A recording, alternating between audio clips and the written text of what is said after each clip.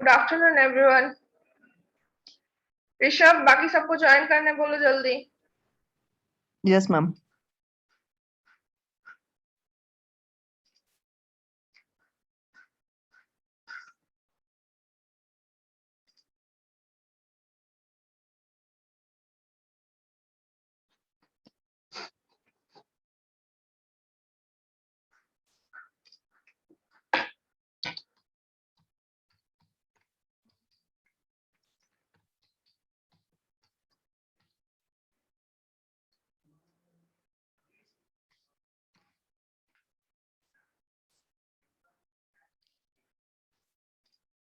Okay,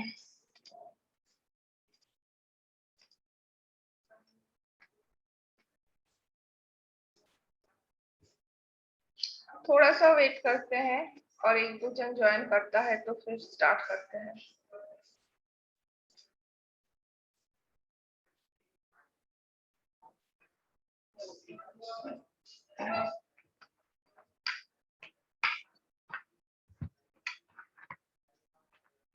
okay, so let's start. तो last day हम लोग का हुआ था, हम लोग स्टार्ट किए थे फॉस्टर सिली डिस्क्रिमिनेटर और मेरा चल रहा था एफएम डिमॉड्यूलेशन कि एफएम सिग्नल को हम लोग कैसे डिमॉड्यूलेट कर सकते हैं। मींस क्या है कि हम लोग हमेशा हम लोग को ये पता हो रहता है कि जो कोई भी सिग्नल है, सिग्नल यहाँ पे जो हम लोग डिस्कस कर रहे हैं, हम लोग यहाँ पे क्या कर रहे हैं कि एनालॉग सिग्नल के बारे में डिस्कशन हो रहा है। और जितने सारे मॉड्यूलेशन टेक्निक्स के बारे में हम लोग डिस्कस कर रहे हैं, सारा मॉड्यूलेशन टेक्निक्स मेरा क्या है, those are the analog modulation techniques. Okay, तो एनालॉग मॉड्यूलेशन टेक्निक में पहले हम लोग क्या देखे हैं कि हम लोग पहले एम्पलीट्यूड मॉड्यूलेशन और डिमॉड्यूलेशन देखे हैं और अभी हम लोग फ्रीक्वेंसी मॉड्यूलेशन देख रहे हैं। तो फ्रीक्वेंसी मॉड्यूलेशन में हम लोग फ्रीक्वेंसी मॉड्यूलेशन कैसा होता है। अच्छा, मेरा स्क्रीन दिख रहा होगा, आई होप सभी को स्क्रीन में सभी को नोट्स दिख रहा है। स्क्रीन में सभी को नोट्स दिख रहा है।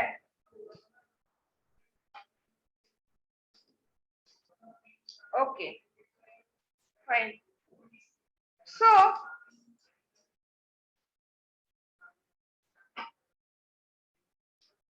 तो एफएम फ्रीक्वेंसी मॉड्यूलेशन में हम लोग क्या देखे, फ्रीक्वेंसी मॉड्यूलेशन में हम लोग various type of frequency modulation का जो स्कीम है वो देखे और उसके साथ साथ फ्रीक्वेंसी मॉड्यूलेशन का वेरियस काइंड्स ऑफ जनरेटर्स के बारे में हम लोगों ने देखा। तो फ्रीक्वेंसी मॉड्यूलेशन में हम लोग जो फ्रीक्वेंसी मॉड्यूलेटर के बारे में हम लोग देखा, अब क्या है कि फ्रीक्वेंसी का जो मॉड्यूलेशन हो रहा है या फिर कोई भी टाइप ऑफ जो मॉड्यूलेशन होता है वो कहाँ पे होता है, एट द ट्रांसमीटर साइड। मेरा क्या होता है कि कोई भी सिग्नल को अगर हम लोग भेज रहे हैं कहीं पे या फिर कोई भी सिग्नल को भेजने का जो मेन नेसेसिटी है हम लोग का, वो क्या है कि दोनों जो एंड होता है, एक सिग्नल को एक ट्रांसमिशन का और दूसरा होता है रिसेप्शन का। मींस दोनों एंड पे जो दोनों यूजर बोल सकते हैं या फिर दो इंसान बोल सकते हैं, तो दोनों एंड पे जो बैठे हुए हैं उन लोगों को क्या करना है कि जहां से सिग्नल जनरेट हो रहा है दूसरे दूर पे कोई है तो उसको उस सिग्नल का, it may be audio signal और it may be video signal, उस वीडियो को देखना है या फिर उस ऑडियो को सुनना है। तो ये जो होता है कि यहाँ पे हम लोग क्या कर रहे हैं कि रिसीवर एंड में क्या करना है कि मेरा वो जो सिग्नल है उस सिग्नल को हम लोग को सुनना है या फिर उसको ओरिजिनल मैसेज सिग्नल को हम लोग को पाना है बाय एनी मीन्स। तो इसीलिए क्या करते हैं, एट द रिसीवर एंड हम लोग मॉड्यूलेटेड जो वेव होता है उस मॉड्यूलेटेड वेव से हम लोग क्या करते हैं, मॉड्यूलेटेड वेव से हम लोग को ओरिजिनल जो मैसेज सिग्नल होता है उसको एक्सट्रैक्ट करना होता है या फिर उसको रिकंस्ट्रक्ट करना होता है। तो ये जो रिकंस्ट्रक्शन का या फिर एक्सट्रैक्शन का जो प्रोसेसेस है उसमें बेसिकली दो टाइप ऑफ प्रोसेसेस होता है, एक होता है डायरेक्ट प्रोसेस, एक होता है इनडायरेक्ट प्रोसेस।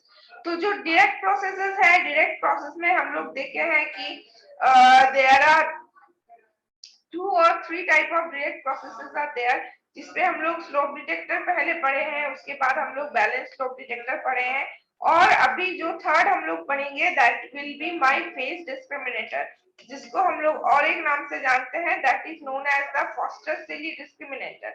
और जो मेरा इनडायरेक्ट मेथड है या फिर indirect method of FM generation है, दैट इज नोन, और वो जो टाइप ऑफ वो तुम्हारा जो डिमॉडुलेटर होगा that is phase lock loop और PLL discriminator. Okay, sorry, PLL demodulator. Phase detector, जो हम लोग स्लोप डिटेक्टर अभी तक पढ़े हैं, स्लोप डिटेक्टर में हम लोगों ने क्या देखा कि स्लोप डिटेक्टर में हम लोग क्या करते हैं कि जो मेरा मैसेज सिग्नल है और उसके साथ हम लोग जीरो क्रॉसिंग डिटेक्टर भी ऑलरेडी पढ़ चुके हैं। All these are direct methods of FM demodulation और रिकंस्ट्रक्शन फॉर द एफएम और रिकवरी फॉर द एफएम। तो ये जो मेरा फॉस्टर-सिली डिस्क्रिमिनेटर है या फिर जो फेज डिस्क्रिमिनेटर है, इसका अगर सर्किट डायग्राम देखेंगे तो इसके सर्किट डायग्राम में हम लोग अगर इंस्पिरेशन बोलेंगे या फिर इसका जो लिंकअप हम लोग बोलेंगे, अगर प्रीवियसली जितने सारे डिस्क्रिमिनेटर्स के बारे में हम लोगों ने पढ़ा है उसके साथ अगर कंपेयर करेंगे तो इसका एक रिलेशन या फिर इसका एक जो मेरा कनेक्शन है वो किसके साथ है, phase discriminator, sorry not phase discriminator, slope detector के साथ है।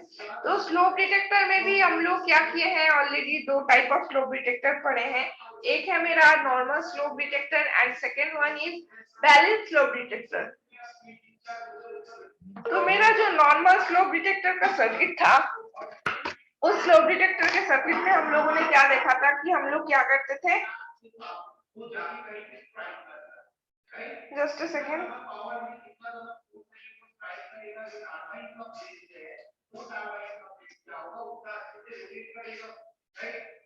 हाँ, तो नॉर्मल जो स्लोप डिटेक्टर का सर्किट था, नॉर्मल स्लोप डिटेक्टर के सर्किट में हम लोग क्या देख सकते थे कि वहां पे जो मेरा इनपुट साइड है, मींस जहां से हम लोग एफएम सिग्नल का इनपुट देंगे, दिस साइड, इस साइड में मेरा क्या था, एक एलसी सर्किट था। और जो मेरा आउटपुट साइड है, आउटपुट साइड में मेरा एक डायोड था, एक एलसी सर्किट था और उसके साथ एक तो आरसी फिल्टर हम लोग यूज किए हुए थे। उसके बाद उससे मेरा क्या होता था कि जो मुझे स्लोप मिलता था, एक अटेंडेंस ले लेते हैं,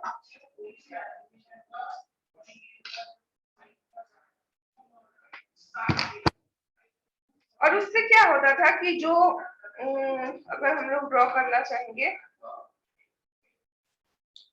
ये जो मेरा मतलब जो मेरा मैसेज सिग्नल है या फिर मैसेज सिग्नल नहीं बोल के अगर जो मेरा मॉड्यूलेटेड सिग्नल है, ये जो मॉड्यूलेटेड सिग्नल एक फ्रीक्वेंसी मॉड्यूलेटेड सिग्नल बनता था, जो कि कुछ जिसका फ्रीक्वेंसी कम ज्यादा होते रहता था। उस सिग्नल का हम लोग क्या कर सकते थे, उसका जो स्लोप है, ये जो एंगल बनता है उसका उसका जो ये स्लोप बनता है, ये स्लोप को हम लोग डिटेक्ट करते थे।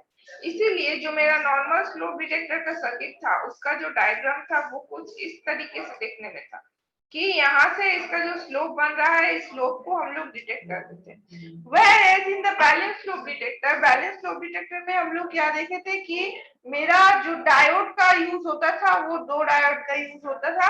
और बैलेंस स्लोप डिटेक्टर में हम लोगों ने क्या देखा कि बैलेंस स्लोप डिटेक्टर में उसका जो डिटेक्शन है वो ऐसा होता है और ये लीनियर जो उसका पार्ट रहता है या फिर लीनियर जो एरिया रहता है, वो ये जो मेरा दो पिक्स होता है वो दोनों पिक्स के बीच का जो स्लोप है उस स्लोप को डिटेक्ट करता है। तो यहाँ पे हम लोग देख सकते थे कि, और वहां पे मेरा क्या था कि एक प्राइमरी कॉइल था, एक सेकेंडरी कॉइल था।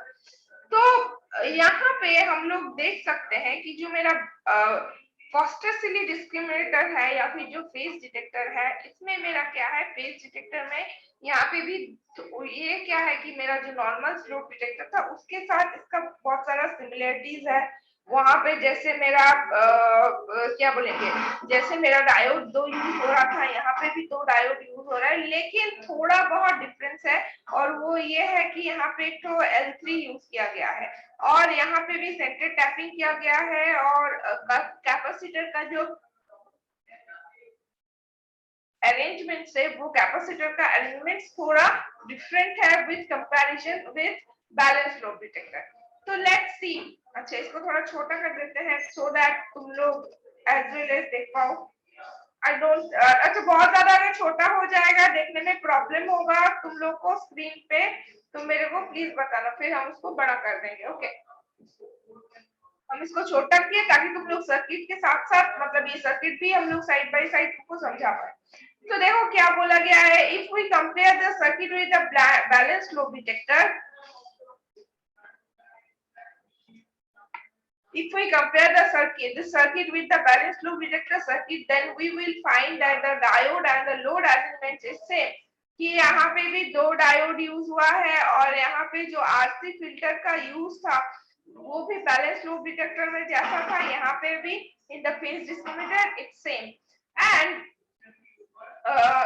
same in the both circuit, but the methods of applying the input voltage to the diode which is proportional to the frequency deviation is entirely different।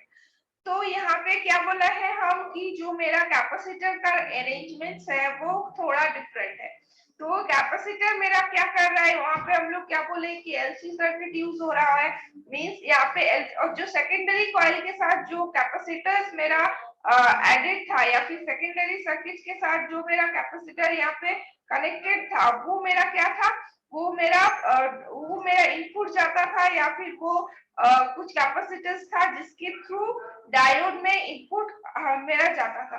तो यहाँ पे हम लोग देख सकते थे कि वहां पे मेरा क्या था, इसके साथ मतलब ये जो L और C का पैरेलल कनेक्शन था और उसके साथ डायोड कनेक्शन था इन द पैरेलल सर्किट में।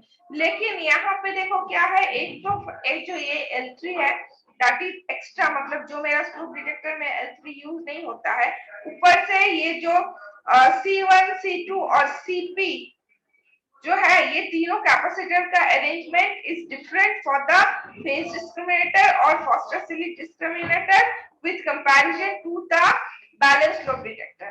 Okay, so first entirely different, foster series discriminator is thus derived from the balance modulator।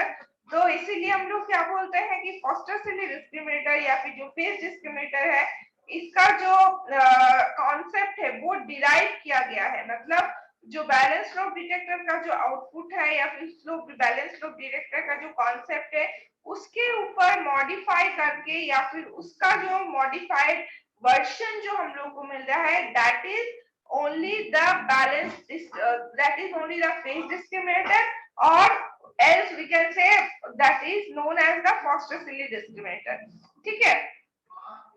However, here the primary and the secondary windings both are tuned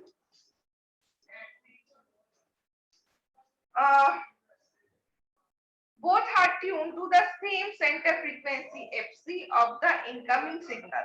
और एक क्या difference है कि वहां पे मतलब in the balance loop detector हम लोग क्या देखते थे, बैलेंस लूप डिटेक्टर में मुझे क्या करना पड़ता था, जो मेरा ये कॉइल्स है, कॉइल्स को हम लोग तीन पार्ट में डिवाइड करते थे। क्या था मेरा, एक था यहाँ पे हो जाता था मेरा टी, यहाँ पे या फिर इसको हम लोग T1 बोलते थे, यहाँ पे मेरा हो जाता था, इस पार्ट को हम लोग होता था T2, और ये जो सेंटर टैपिंग के बाद ये जो पार्ट हम लोग को मिलता था वो मेरे को मिलता था T3।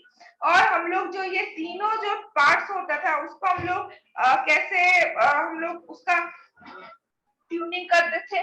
जो मेरा T1 होता था, T1 जो होता था उस T1 को हम लोग ट्यून करते थे विथ FC। जो मेरा T2 होता था, T2 को हम लोग ट्यून करते थे T2 को हम लोग ट्यून करते थे FC प्लस डेल्टा F। अब डेल्टा यहाँ पे अच्छा delta F del of F, और जो मेरा T3 होता था,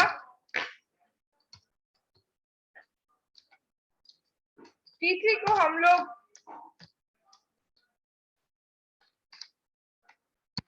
T3 जो होता था उस T3 को हम लोग कैसे करते थे, T3 को हम लोग ट्यून करते थे माइनस डेल्टा F।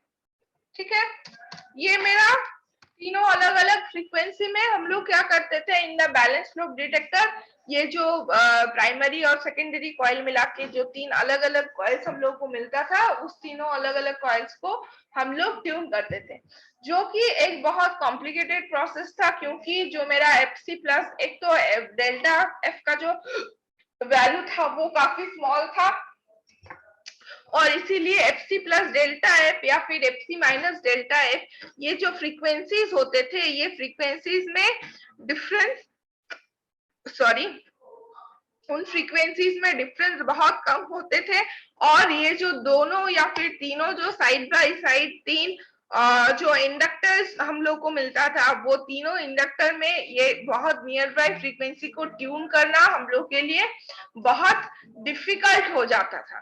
दैट्स, और ये जो एक बेसिक मतलब बहुत मेजर प्रॉब्लम है, इस प्रॉब्लम को हम लोग ओवरकम करने के लिए यहाँ पे क्या करते हैं, फॉस्टर-सिली डिस्क्रिमिनेटर में या फिर फेज डिस्क्रिमिनेटर को हम लोग यूज करते हैं, जिसपे हम लोग यहाँ पे क्या देखे हैं कि ये जो मेरा तीनों कॉइल है T1, T2 और T3, ये तीनों कॉइल को हम लोग सेम फ्रीक्वेंसी से ट्यून करते हैं, that is the centre frequency FC। और ये किस चीज का सेंटर फ्रीक्वेंसी है, जो मेरा कैरियर सिग्नल है उस कैरियर का सेंटर फ्रीक्वेंसी है ये। ओके, सो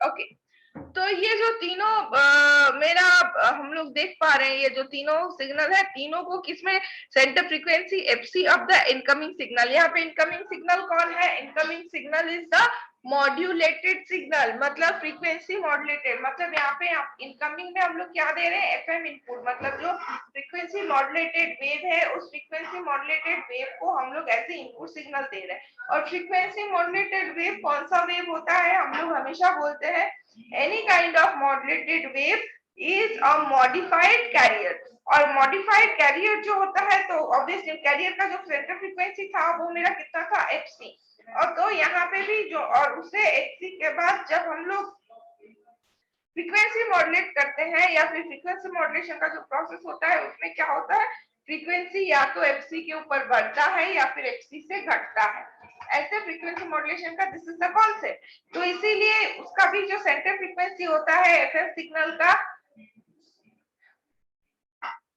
जिसको हम लोग फ्रीक्वेंसी मॉड्यूलेटेड वेव भी बोलते हैं, उसका जो सेंटर फ्रीक्वेंसी होता है दैट इज आल्सो FC। तो इस ये this simplifies the tuning process। obviously हम लोग बोले हैं कि जो मेरा ट्यूनिंग प्रोसेस है उसको, उसका रिलेटेड जो कॉम्प्लेक्सिटी हम लोग को फेस करना पड़ता है in the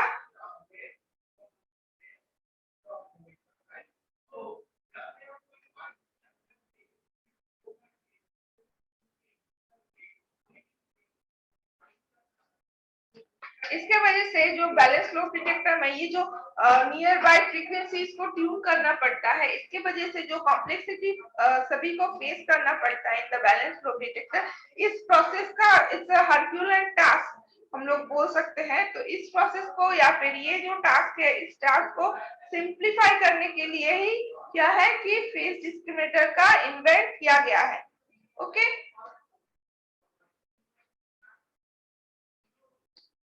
weight extent and it will yield better linearity than the balance loop detector। और इसके लिए क्या है कि बैलेंस लूप डिटेक्टर का जो रीजन ऑफ लिनियरिटी है वो क्या है, वो कुछ बेटर हो जाता है इन द फेज डिस्क्रिमिनेटर और फॉस्टर-सिली discriminator. A Foster-Silly discriminator is sensitive to input amplitude variation and therefore must be preceded by the limiter। और Foster-Silly discriminator का अगर एक डिसएडवांटेज हम लोग देखें या फिर लिमिटेशन अगर हम लोग बोले, तो Foster-Silly discriminator का एक लिमिटेशन ये होता है कि ये जो इनपुट के साथ बहुत सेंसिटिव होता है, मतलब इनपुट का जो एम्पलीट्यूड है, उस इनपुट का एम्पलीट्यूड वेरिएशन के साथ बहुत ज्यादा इसका सेंसिटिविटी रहता है।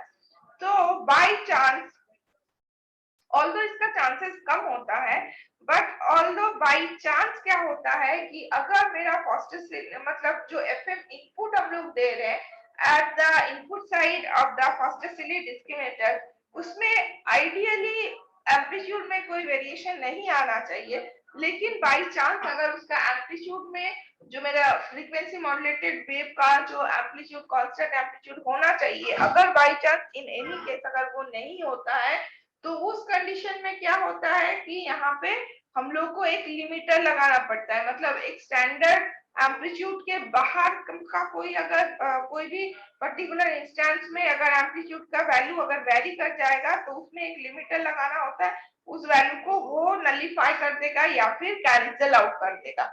Okay, now let's see the principle operation. क्या ऑपरेटिंग प्रिंसिपल क्या है? Even though the primary and the secondary tuned circuits are tuned to the same center frequency, the voltage applied to the two diodes D1 और D2 are not constant. देखो क्या होता है कि यहाँ पे मेरा क्या होता है कि हम लोग क्या बोलते हैं कि ऑल्दो ये क्या है बेसिकली जो हम लोग ये यहाँ पे इस पोर्शन में जो दोनों क्या बोलेंगे जो मेरा दोनों इंडक्टर्स हम लोग देख रहे हैं, basically those two are what, basically those two are the primary and secondary coils of a transformer, जिसपे क्या है प्राइमरी कॉइल्स को हम लोग L1 से डिनोट किए हैं, सेकेंडरी कॉइल को हम लोग L2 से डिनोट किए हैं, और यहाँ पे एक तो जो L3 अलग से एक इंडक्टर लगाया गया है। तो जो ये L3 है उस L3 में भी क्या है एक सेंटर टैपिंग किया हुआ गया है, और वो पॉइंट कौन सा है? C point. लेकिन और इसका दो जो टर्मिनल पॉइंट्स है A और B, और A और B से क्या है D1 और D2 दोनों डायोड को इनपुट दिया गया है। और क्या है कि हम लोग देखेंगे जो ये जो कॉइल है ये एक साइड में अगर A पॉइंट में पॉजिटिव है तो B साइड पॉइंट में नेगेटिव होगा। उसके हिसाब से मतलब बारी बारी से एक बार D1 ऑन होता है, एक बार D2 ऑन होता है। ओके,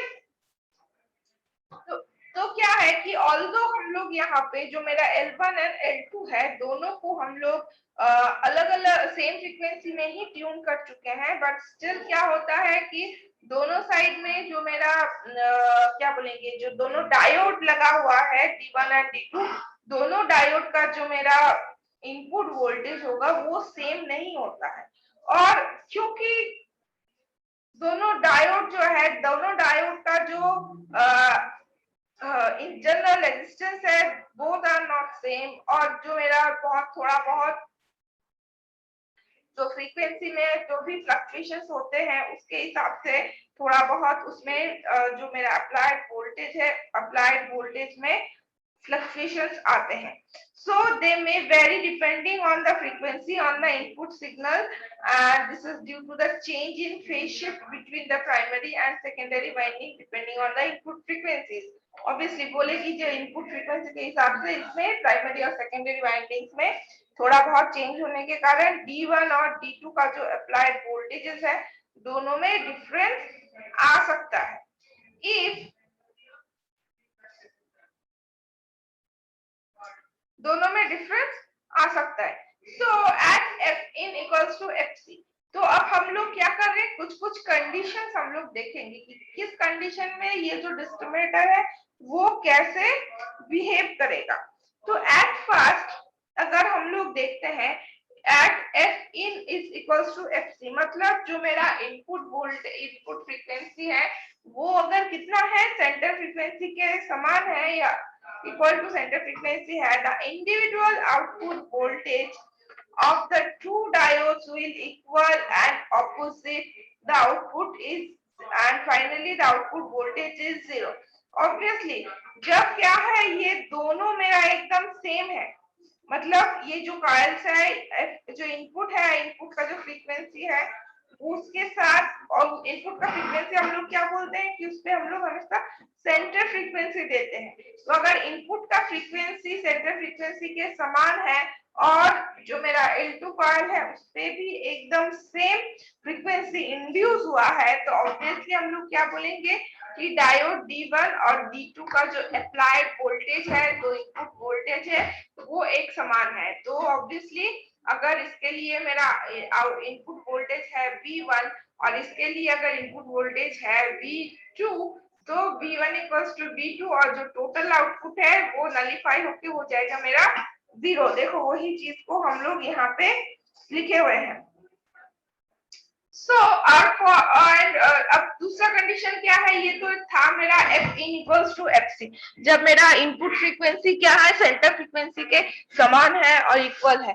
अब क्या है, अगर मेरा इनपुट का जो फ्रीक्वेंसी है, इनपुट फ्रीक्वेंसी अगर मेरा सेंटर फ्रीक्वेंसी से ज्यादा हो गया, तो अगर इनपुट फ्रीक्वेंसी मेरा सेंटर फ्रीक्वेंसी ज्यादा हो जाएगा तो क्या होगा कि प्राइमरी और सेकेंडरी वाइंडिंग्स जो है, प्राइमरी और सेकेंडरी वाइंडिंग्स के बीच में एक फेज शिफ्ट होगा।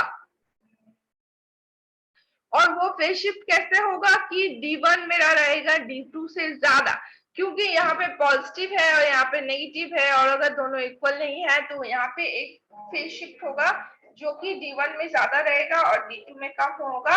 hence the output will be positive। तो इससे क्या हो जाएगा, जो मेरा B आउटपुट हो जाएगा that will be, मेरा फॉर्मूला तो यहाँ पे सेम रहेगा, V01 minus V02। Now if V01 is greater than V02, तो ये जो मेरा B आउटपुट मेरे को मिलेगा, ये B आउटपुट हो जाएगा मेरा पॉजिटिव। और अगर इसका वाइस वर्सा केस हुआ, like if F input is less than FC, तब मेरा क्या हो जाएगा, डायोड D2 जो होगा या फिर मेरा जो सेकेंडरी वाइंडिंग्स होगा उसमें मेरा क्या हो जाएगा कि मेरा जो सेकेंडरी वाइंडिंग्स हो जाएगा उसमें मेरा क्या हो जाएगा कि मेरा आउटपुट उसमें मेरा जो फ्लक्चुएशंस है या फिर जो मेरा आउटपुट है वो ज्यादा हो जाएगा और D1 में कम हो जाएगा। तो इसीलिए क्या है कि मेरा जो आउटपुट वोल्टेज है वो आउटपुट वोल्टेज मेरा B आउटपुट हो जाएगा V01 माइनस V02, जिसमें V02 का वैल्यू ज्यादा होने के कारण ये जो आउटपुट है ये मेरा आउटपुट आएगा एक negative output। So because the output is dependent on the primary and secondary phase relation, the circuit is called a phase discriminator। तो इसीलिए this is the main thing कि हम लोग इसको Foster-Silly discriminator को क्यों phase discriminator बोलते हैं, क्योंकि वो जो दोनों फेज है, मतलब एक डायोड D1 का फेज, एक डायोड D2 का फेज, जो आउटपुट हम लोग को मिलता है वो दोनों को डिस्क्रिमिनेट करने के बाद, दोनों आउटपुट को डिस्क्रिमिनेट करने के बाद हम लोग को पॉजिटिव या नेगेटिव आउटपुट या फिर कोई मतलब क्या बोलेंगे, दोनों इक्वल टू 0 है, ये जो तीनों मेरा डिस्क्रिमिनेटर का आउटपुट मिल रहा है, तो वो क्योंकि हम लोग का फेज डिस्क्रिमिनेशन से मिल रहा है, that's why this type of demodulator is known as the phase discriminator। and a variation of Foster-Silly discriminator is the ratio detector widely used in older TV receiver designs।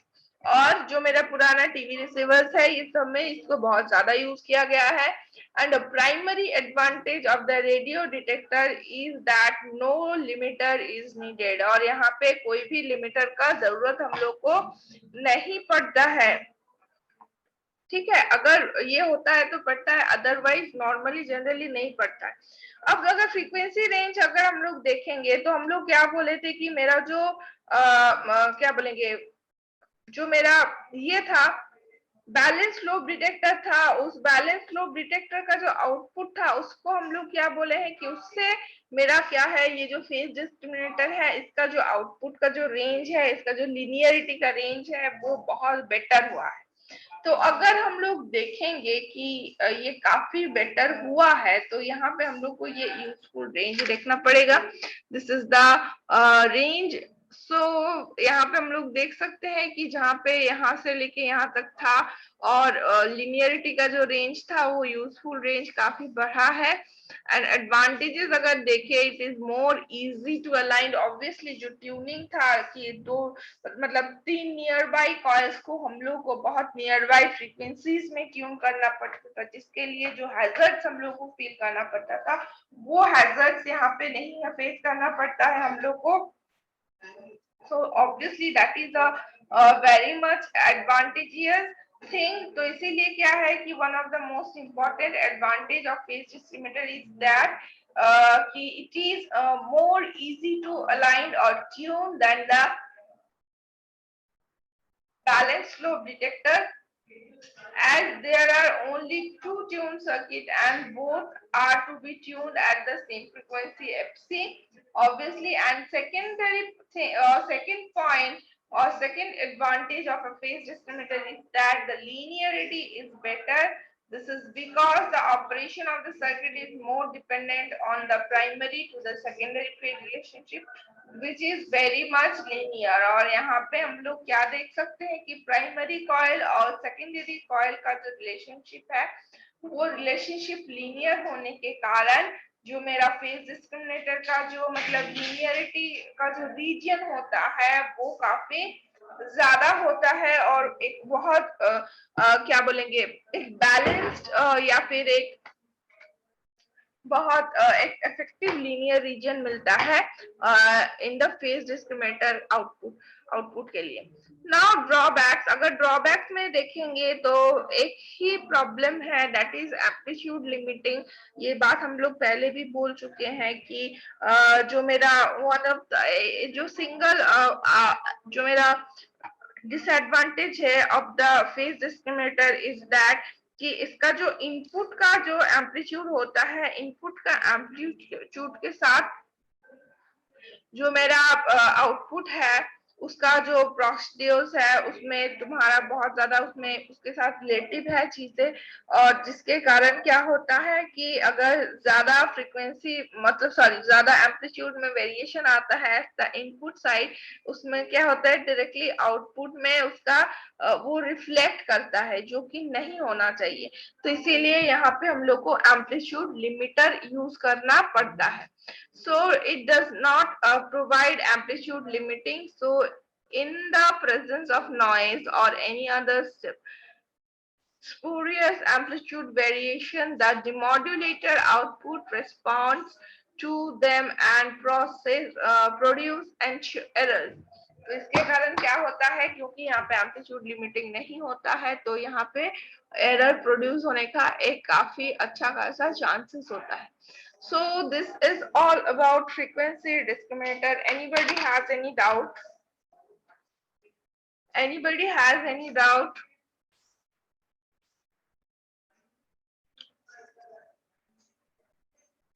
Anybody?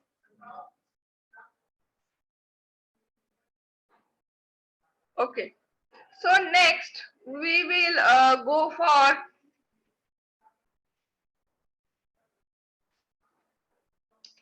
PLL demodulator. So आज हम लोग next जो topic start करेंगे that is PLL demodulator. Let's see.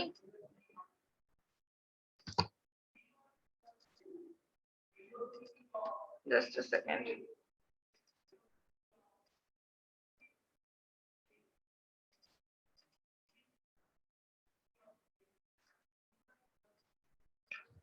See, this is my PLL demodulator. तो PLL demodulator क्या है? सबसे पहले हम लोग को पता है जो PLL demodulator है इसका जो प्रोसेस है या फिर इसका जो बिहाइंड जो कॉन्सेप्ट है that is the indirect method of FM demodulation. Okay कि FM को हम लोग कैसे और indirect method of FM generation जो हम लोग देखे थे वहां पे हम लोगों ने क्या देखा था बेसिकली कि वहां पे हम लोग फेज मॉड्यूलेशन का जो टेक्निक है या फिर फेज मॉड्यूलेशन का जो कॉन्सेप्ट है उसको यूज करके हम लोगों ने क्या किया था कि फ्रीक्वेंसी मॉड्यूलेटेड वेव को जनरेट किया था या फिर फ्रीक्वेंसी मॉड्यूलेटेड वेव को हम लोग बनाए थे।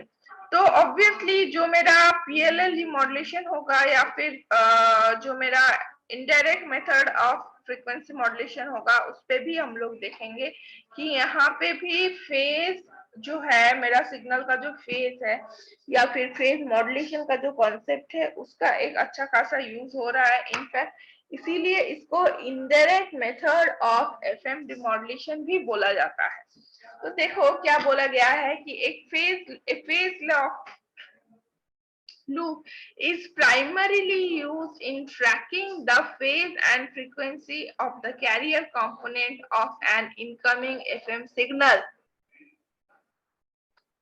तो ये जो PLL का जो सर्किट है इसका जो प्राइमरी वर्क है या फिर जो प्राइमरी ऑपरेशन है वो ये है कि ये क्या करता है, जो मेरा सिग्नल है, जो मेरा इनकमिंग सिग्नल है, what is the incoming signal here the incoming signal is frequency modulated wave और एफएम वेव। तो जो मेरा मुझे जो इनकमिंग एफएम वेव मिल रहा है, उस इनकमिंग एफएम वेव का मेरा क्या है, उस इनकमिंग एफएम वेव जो है उसका हम लोग ये करते हैं यहाँ पे, क्या बोलेंगे उसको हम लोग यहाँ पे,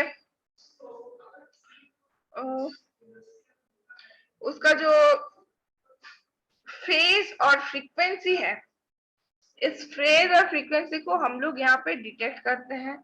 and PLL is also use for the synchronous demodulation of AMSC, amplitude modulation और with suppress carrier. Suppress carrier मतलब यहाँ पे DSBSC भी हो सकता है, SSBSC भी हो सकता है, ठीक है। तो क्योंकि यहाँ पे फेज और फ्रीक्वेंसी को हम लोग क्या कर रहे हैं कि ट्रैक कर रहे हैं, तो ऑब्वियसली अगर फेज और फ्रीक्वेंसी को हम लोग ट्रैक कर रहे हैं और उसको हम लोग उसको उसका जो फेज है उसको हम लोग लॉक करेंगे, इसीलिए इसको बोला जाता है फेज लॉक लूप। जो फेज होता है उसको, उसका जो लूप होता है, फेज चेंज का जो लूप होता है उसको वो लॉक कर देता है। सो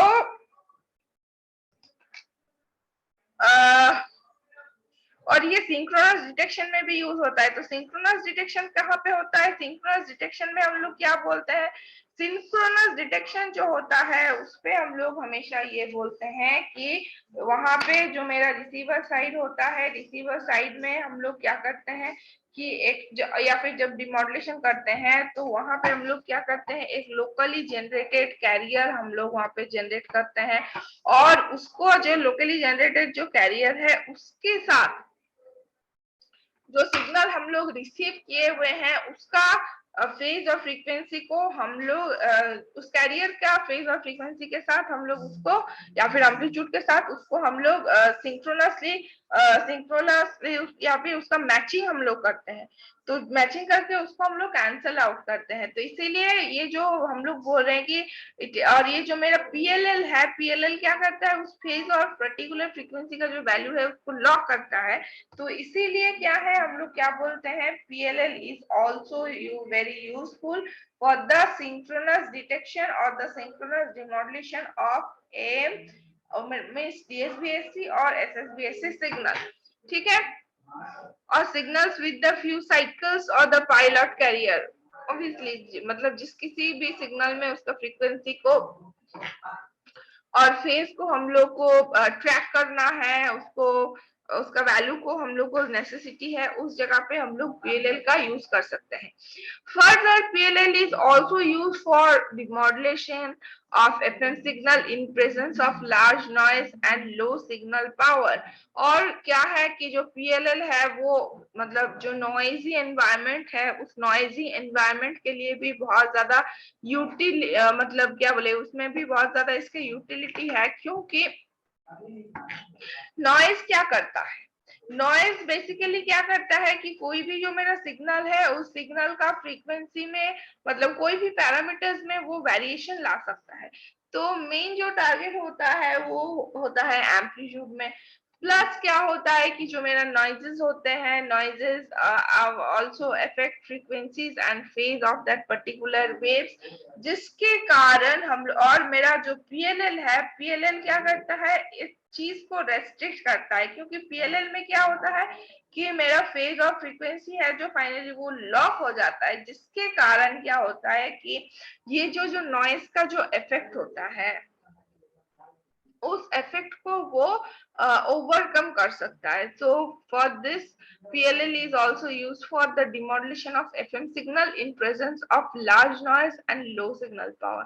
लार्ज जहाँ पे लार्ज नॉइज को हम लोग को हैंडल करना पड़ता है या फिर सिग्नल पावर बहुत कम है उसको हैंडल करना पड़ता है, उस कंडीशन में हम लोग बहुत एफिशिएंट तरीके से PLL को यूज कर सकते हैं, या फिर PLL का यूज करना वहां पे बहुत ही ज्यादा एडवांटेजियस होता है। सो आज का तो टाइम आप ऑलमोस्ट होने को है, अब टाइम बचा हुआ है 1 minute and few seconds only. तो PLL का जो रेस्ट ऑफ द पार्ट्स है, इसका जो मतलब जो रेस्ट ऑफ द कॉन्सेप्ट्स है वो हम लोग क्या करेंगे, नेक्स्ट डे डिस्कस करेंगे। एंड आज सेकेंड हाफ में तुम लोग को कौन सा क्लास है? अच्छा, आज सेकेंड हाफ छोड़ दो, कल सेकेंड हाफ में तुम लोग का जो लैब है, लैब के बाद एक क्विज एग्जाम होगा तुम लोग का, ठीक है? तो जो भी तुम्हारे रेस्ट ऑफ द फ्रेंड्स हैं उन लोग को बोल देना कि कल सेकेंड हाफ में पहले लैब क्लासेस होगा और उसके बाद हम लोग एक क्विज टेस्ट लेंगे। ओके, तो आज के क्लास में अगर किसी को कोई भी कंफ्यूजन हो तो तुम लोग बता सकते हो। Anybody has any confusion? No ma'am. Okay, then thank you everyone. आज का क्लास हम लोग मतलब कभी भी कट भी सकता है और मॉड्यूल पे तुम लोग अटेंडेंस भी दे देना till 1 PM। Okay, so thank you everyone. आज का क्लास हम लोग यहीं पे स्टॉप करते हैं और बाय डिफॉल्ट स्टॉप हो ही जाएगा क्योंकि टाइम अप हो चुका है। Okay, thank you everyone. Module में अटेंडेंस जरूर से दे देना।